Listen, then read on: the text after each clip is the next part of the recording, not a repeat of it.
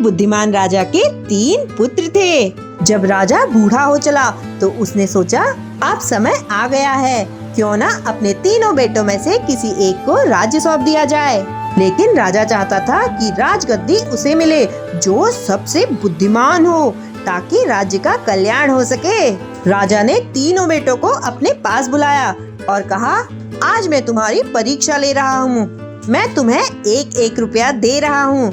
तुम्हें इस रुपये से ऐसा कुछ खरीदना है जिससे पूरा महल भर जाए। तीनों बेटे हैरान होकर एक दूसरे को देखने लगे। तभी बड़ा बेटा दौड़कर बाजार गया और उस 1 रुपये से भूसा खरीद लाया और उसे महल में भरने की कोशिश करने लगा। लेकिन भूसे से पूरा एक कमरा भी नहीं भर पाया। अब बारी आई दूसरे बेटे की। वो बाजार गया और वहाँ से रुई ले आया। रुई उड़ती रही लेकिन महल पूरा नहीं भर सका। अब तक सबसे छोटा राजकुमार बैठकर शांति से सोच रहा था, 1 रुपया और पूरा महल भरना है, लेकिन कैसे? तभी उसके चेहरे पर मुस्कान आई।